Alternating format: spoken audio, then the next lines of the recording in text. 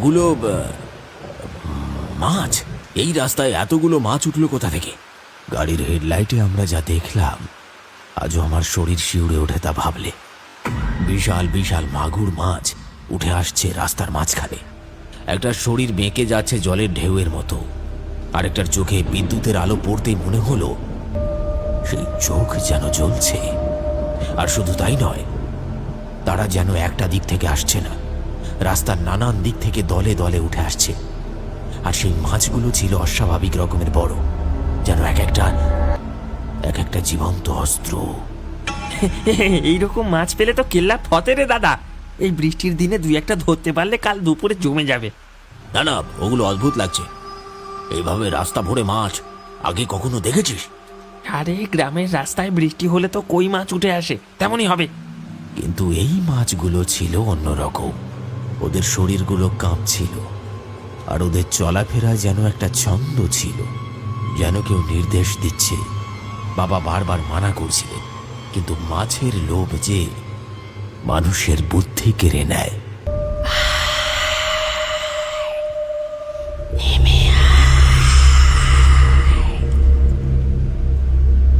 কাকা গাড়ি থেকে নামলেন, এক হাতে একটা প্লাস্টিকের প্যাকেট।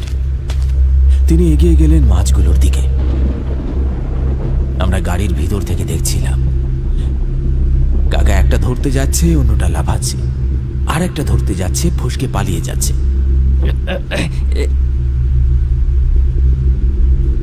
এই বড়টা ধরি। হ্যাঁ, যা ফসকে গেল। ওইটা ধরি। হ্যাঁ, যা যা। কাকা যেন মাছ ধরার নেশায় পড়ে গেলেন। বারবার ঝুঁকে ধরছে, আবার ফসকে যাচ্ছে। কি আশ্চর্য! যত তিনি ধরার চেষ্টা করছেন, মাছের সংখ্যা যেন বেড়েই চলেছে। চারিদিকে শুধু মাগুর মাছ, পিচ্ছিল কালো শরীর, কাবে কাদা গড়িয়ে পড়ছে। আর তাদের মাথার দুপাশ থেকে লম্বা লম্বা সুরগুলো নড়ে উঠছে, যেন যেন জীবন্ত আঙুল। বিদ্যুৎ চমকালে এক একটার চোখে লালচে আলো জ্বলে ওঠে, যেন কেউ ভেতর থেকে তাকাচ্ছে, যেন আকাশ কাঁদছে। কিন্তু কাকা শুনছেন না কিছুই। তিনি জল কাদা মাখা রাস্তায় নেমে পড়েছেন। একবার হাঁটু গেড়ে বসছেন, আবার উপর হয়ে মাছ ধরছেন, কিন্তু একটাও ধরতে পারছেন না। এক একটা মাছের সুর যেন তার আঙুলে জড়িয়ে আবার ফসকে যাচ্ছে। কাকা একবার তো চিৎকার করে বললেন, এটা আমাকে পেঁচিয়ে ধরলো গো। কিন্তু আমরা কিছুই স্পষ্ট দেখতে পাচ্ছিলাম না। কাদা জল আর মাছের মাঝখানে কাকা যেন নিজের হুঁশ হারিয়ে ফেলেছেন। মাছগুলো পেছনে ফেলে ধরতে গিয়ে তিনি পাগলের মতো ছুটে চলেছেন, পিছলে গিয়ে পড়ছেন, আবার উঠে দৌড়াচ্ছেন। তুই ধরতে পারলি একটাও? অনেক হয়েছে, এবার আয়, ওঠ, গাড়িতে ওঠ, এখনই চল। কিছু বুঝতে পারছি না দাদা। এই মাছগুলো যেন আমার দিকে তাকিয়ে আছে। তুই আবার শুরু করলি। ওঠ, গাড়িতে ওঠ, এখনই চল। দাদা, আমি বাড়ি যেতে পারছি না, এই মাছগুলো আমাকে ঘিরে ফেলছে। বাবা হঠাৎ রেগে গাড়ি থেকে নেমে পড়লেন। যাওয়ার আগে স্পষ্ট বলে গেলেন, এই কেউ গাড়ি থেকে নামবি না। মা আমাকে নিজের বুকের কাছে শক্ত করে টেনে ধরলেন। বাবা এগিয়ে গেলেন কাকার দিকে। আর তখনই আমরা গাড়ির ভিতর থেকে দেখতে পেলাম সেই মাছগুলো একটার পর একটা সেনাবাহিনীর মতো সোজা হয়ে দাঁড়িয়ে গেছে। তাদের পিচ্ছিল কালো শরীরে ঝলসে উঠছে বিদ্যুৎ, আর সুরগুলো যেন সাপের মতো কিলবিল করছে। চোখগুলো লাল জ্বলে উঠছে, যেন রক্ত চায়। আর মুহূর্তে ওরা হামলা করলো। বাবা আর কাকার মুখ থেকে একসাথে ভেসে এলো চিৎকার,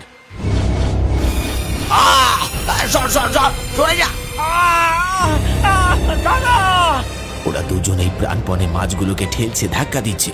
কিন্তু মাছগুলো তো মাছ না, ওরা যেন রাক্ষস, দন্তহীন, মুখে কামড় বসাচ্ছে। আর কটা পাখনার ধারালো কোন গায়ে লাগতে রক্ত চুইয়ে পড়ছে। তারা যেন মানুষের তাজা রক্তে নিজেদের বাসনা পূর্ণ করছে। মা আর কাকিমা ভয় আর আতঙ্কে কান্না জুড়ে দিলেন। মা আমার মাথা জড়িয়ে ধরে বললেন, ঠাকুর বাঁচাও আমাদের, ঠাকুর আমাদের বাঁচাও। কি হলো, কি হয়ে গেল? বাইরে থেকে ভেসে আসতে থাকলো কাকার বাবার চিৎকার, সরে যা, সরে যা। দাদা, দাদা, তুমি সরে এসো। কামড় দিচ্ছে। গাড়ির হেডলাইটে দেখি বাবা কাকা প্রাণপণে দৌড়ে আসছে আমাদের দিকে, আর পিছনে ছুটছে সেই মৃত্যুর দল। জল কাদা ভেঙে মাছগুলো লাফাচ্ছে ওদের পেছনে, যেন কেউ ওদের নিয়ন্ত্রণ করছে। এই সময় কাকা আর বাবা হাঁপাতে হাঁপাতে গাড়ির দুই দিক দিয়ে দরজা খুলে ঢুকে পড়লেন।